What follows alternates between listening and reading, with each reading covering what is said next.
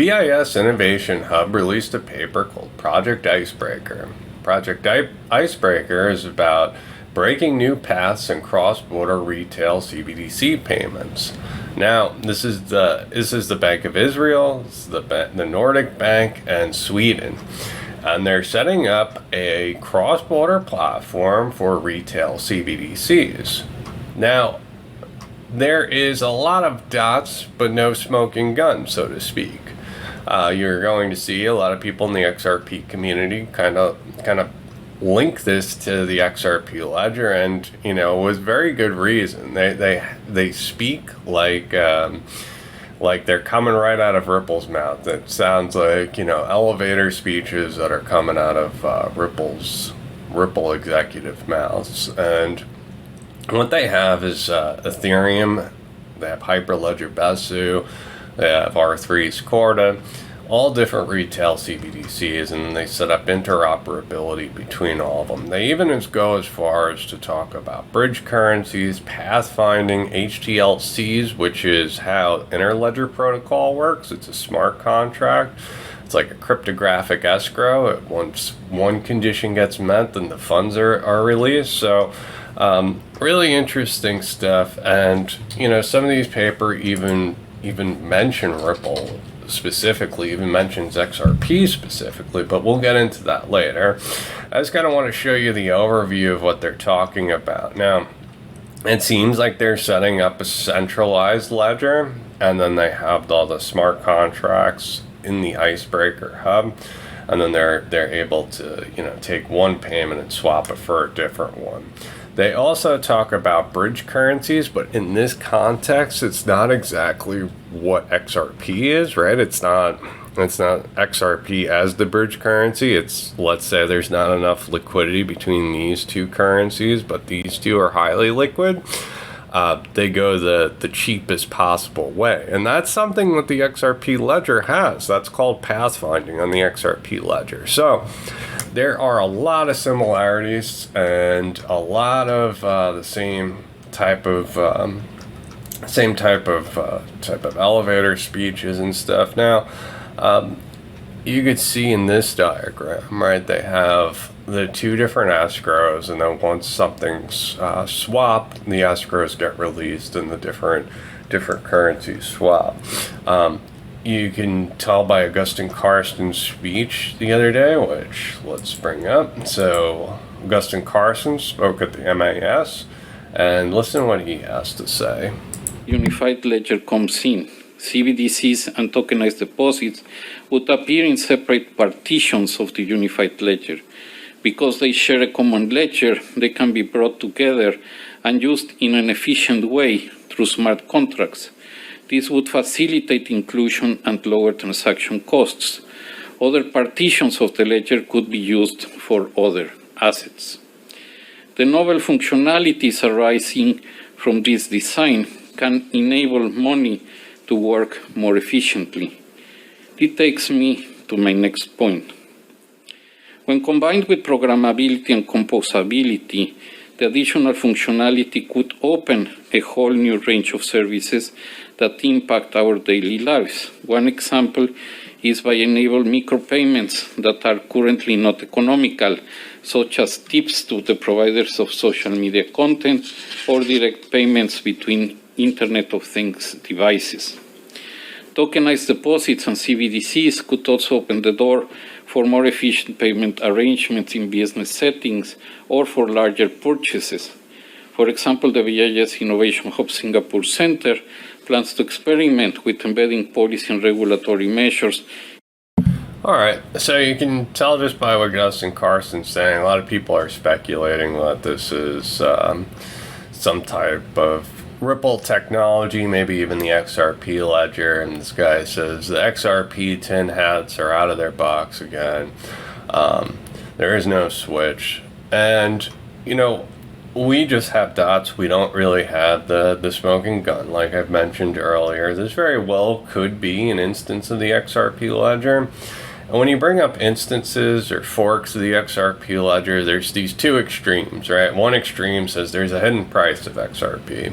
Then the other extreme is This has absolutely nothing to do with XRP. You're a conspiracy theorist. You don't know what you're talking about, blah, blah, blah.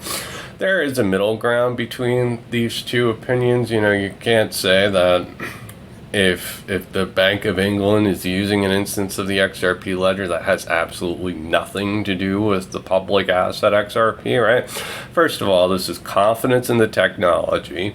If it's good enough for a country to use, right, that's a lot of confidence for the technology.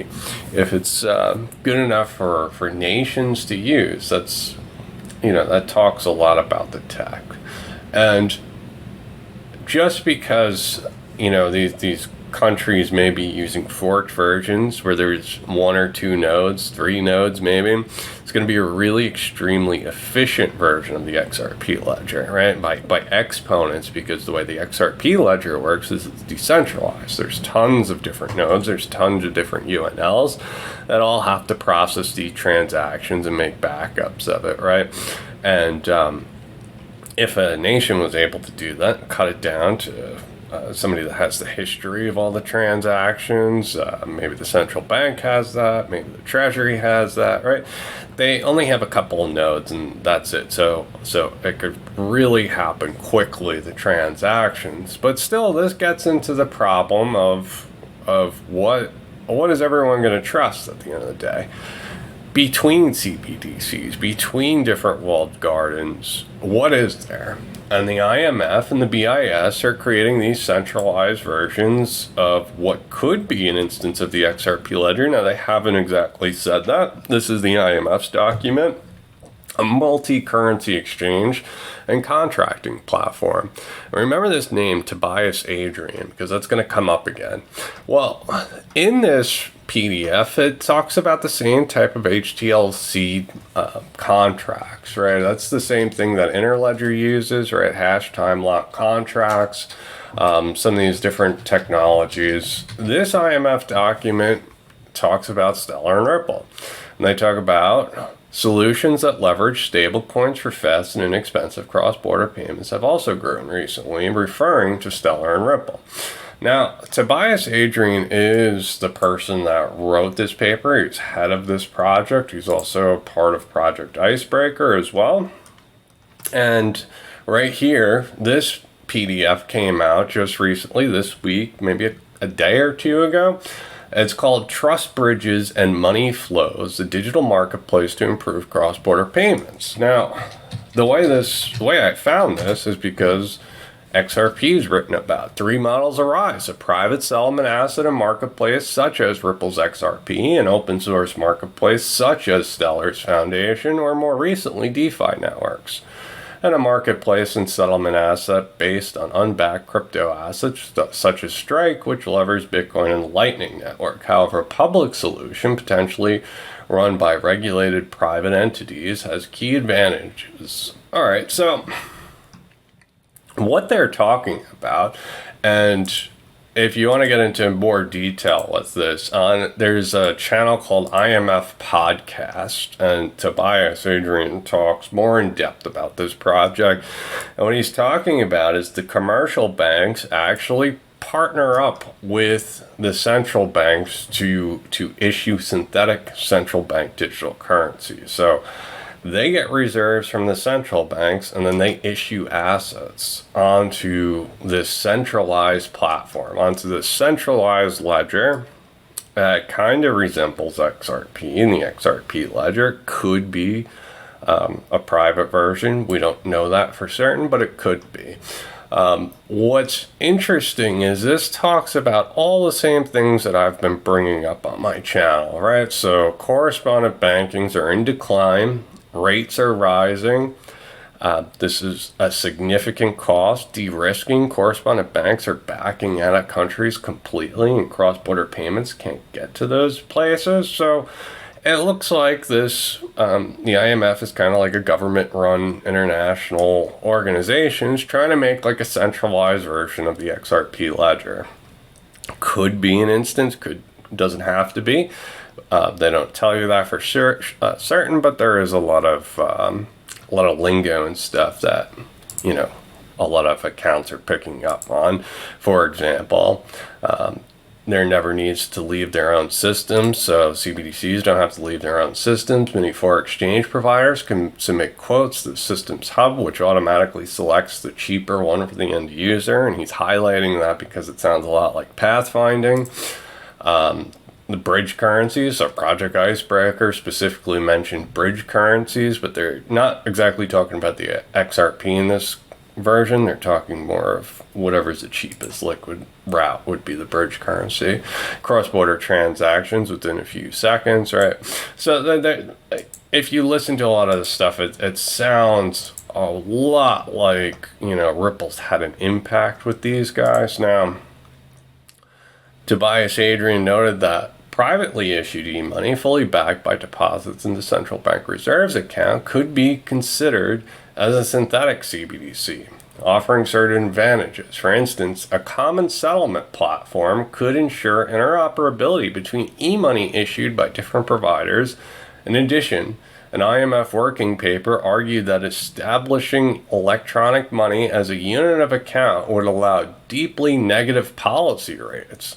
A separate IMF working paper discussed potential strengths and weaknesses of machine learning-based credit assessment.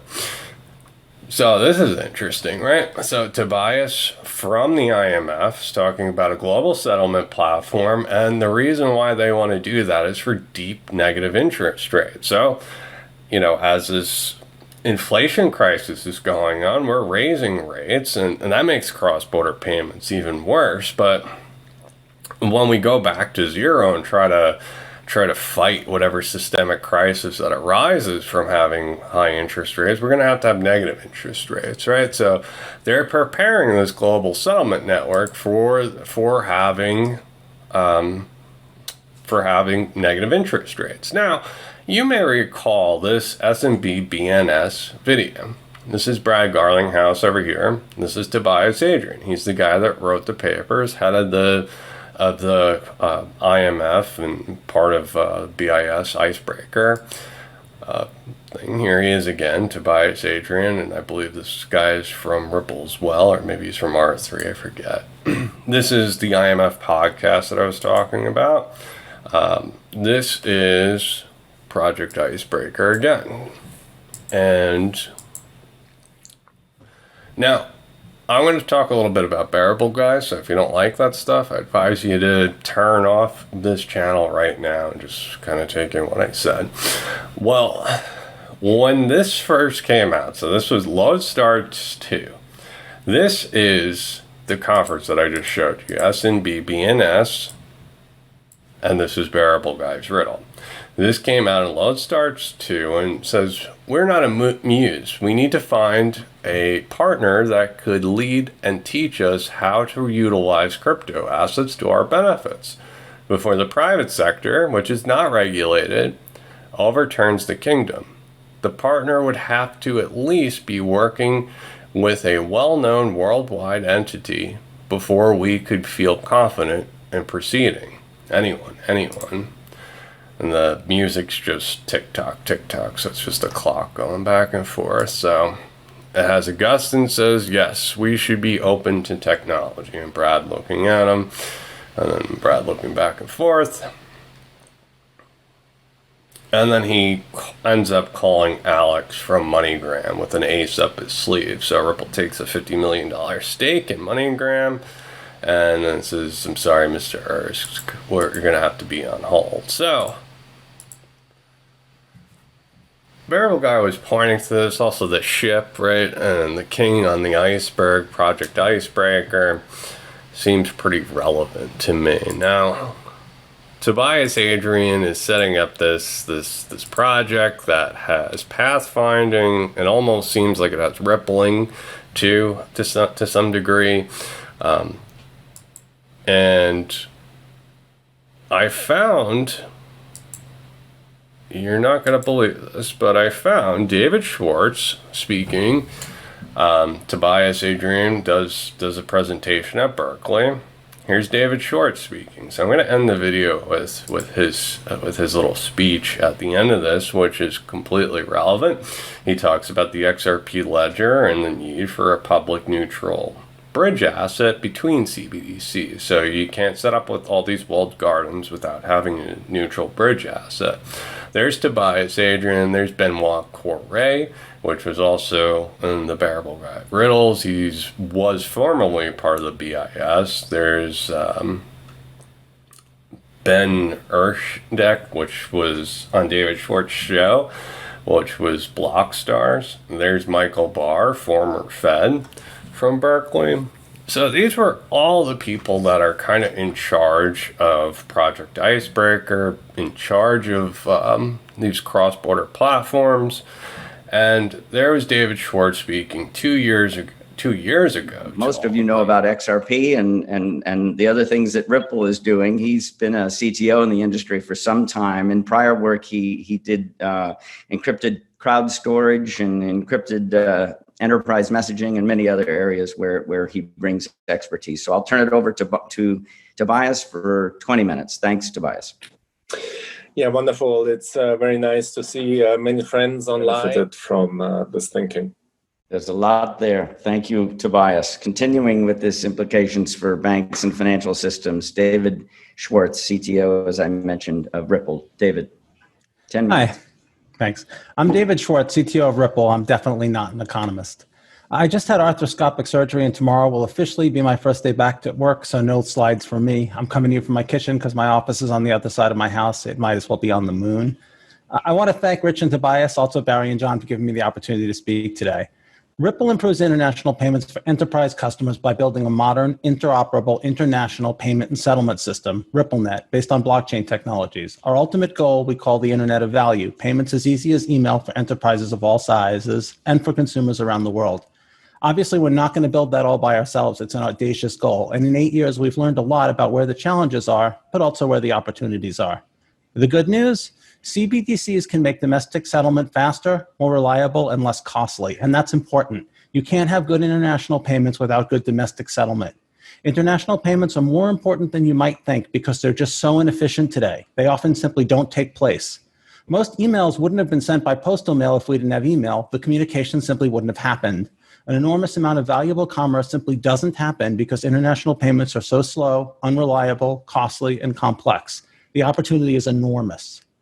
There's typically a domestic transfer on each end of any international payment. If those don't work well, the international payment doesn't work well. And equally importantly, if you imagine an international settlement system with great characteristics like speed, certainty, low failure rates, those benefits won't be seen by the endpoints of the payment unless the domestic components on both ends of the international payment have them too. Countries that don't modernize their domestic systems will not see the benefits of the revolution in payments taking place today pushed to the endpoints in that country. CBDC distribution will almost certainly have to happen through intermediaries, banks, wallets, fintech companies. Central banks don't have the scale to provide direct-to-consumer services, and it makes no sense for central banks to try to scale up to replace consumer financial infrastructure. In working to build modern international payments, we've discovered that the biggest obstacle is very often the last hop, getting the funds to the payment recipient through the domestic payment system. But lacking connectivity to consumers, CBDCs won't solve the last mile problem that has made modernizing international payments so difficult.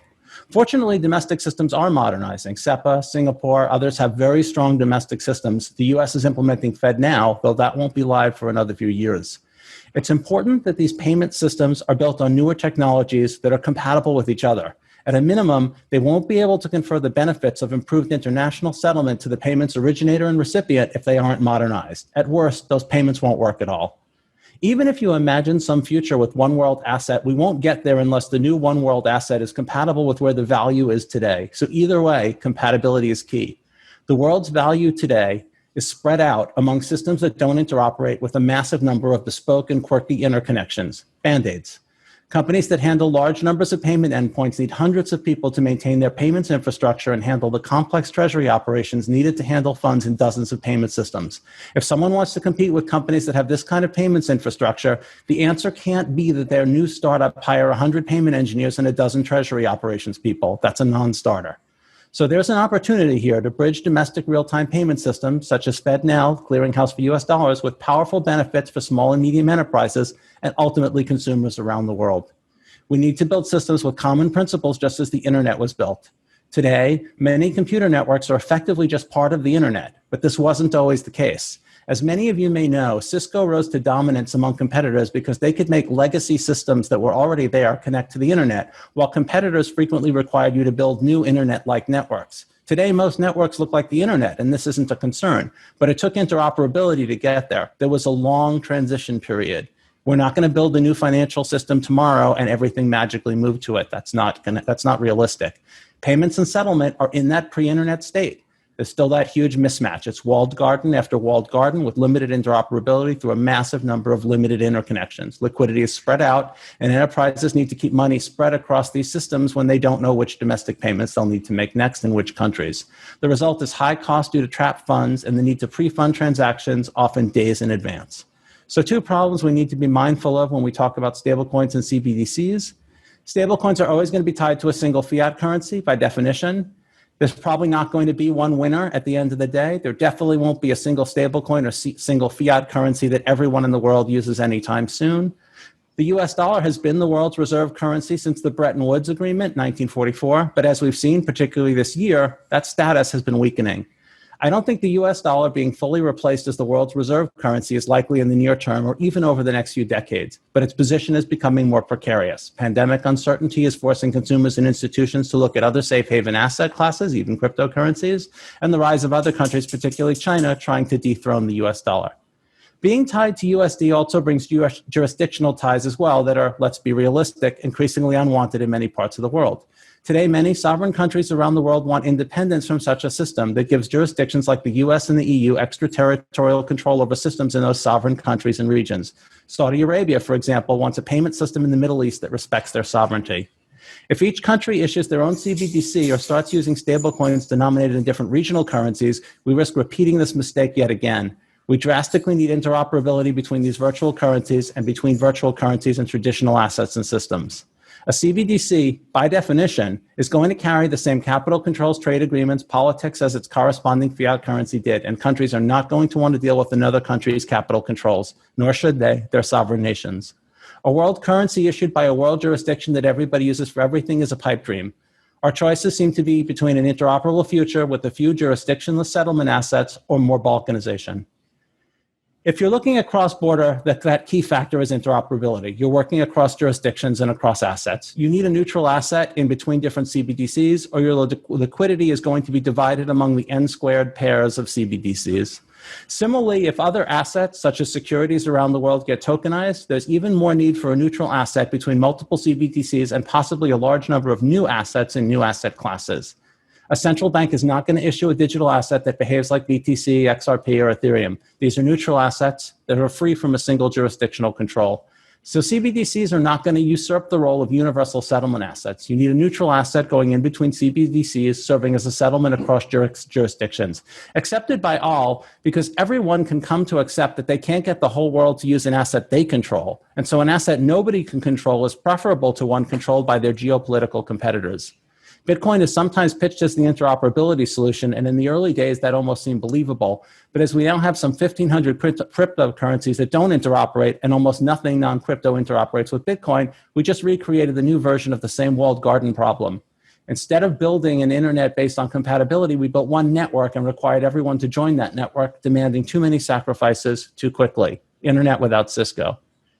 So it can't be just one network. And if there's one network at the hub, that network has to be built for that role with interoperability taking priority over everyone do things our way. It has to be based on bridges, not on walls. XRP and the XRP ledger were built specifically for this kind of role. The XRP ledger was purpose-built for transacting in both the native neutral asset, XRP, and also in issued assets, a bridge to CBDCs, stablecoins, other payment networks, and other kinds of assets such as securities. The XRP ledger has asset issuance built into the protocol.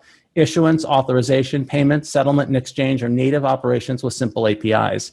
Issued assets can represent fiat currency, securities, or anything else of fungible value that works like a currency. But of course, the XRP ledger can't handle all the world's payments. And I'm not proposing a one network solution. That's totally unrealistic. People want different things, and different countries have different problems. But XRP can be the hub or backbone that provides the fast international settlement piece, competing with other possible solutions to that same problem. It won't solve the last mile problem, but it will help with interoperability and concentrating liquidity so enterprises don't have to keep funds in every payment system they might need to make payments in. Just to repeat what I said at the beginning, CBDCs can make domestic settlement more efficient, and that's very important. You can't have good international payments without good domestic settlement, but they're not enough by themselves, and expecting them to bring benefits to small and medium enterprises and consumers and users is unrealistic unless we do a number of things. One of the things we discovered at Ripple is that you can give an enterprise a fantastic payment rail, and they'll still be hesitant to push the benefits to their customers because it makes the less modern parts of their system seem worse or unacceptable. It's often better to only provide payments that settle in 2 to 3 business days than to sometimes provide instant payments and sometimes provide payments that settle in 2 to 3 business days. People will now be more dissatisfied with the slower payments than they would be if you didn't seduce them with the better experience they only sometimes get. Perverse, but a fact. To some extent, you have to do everything to do anything, but CBDCs definitely can have a role to play. It just still leaves getting to and from the end user and interoperability across jurisdictions and different fiats. And those are very important components if we want to make things better. Thank you.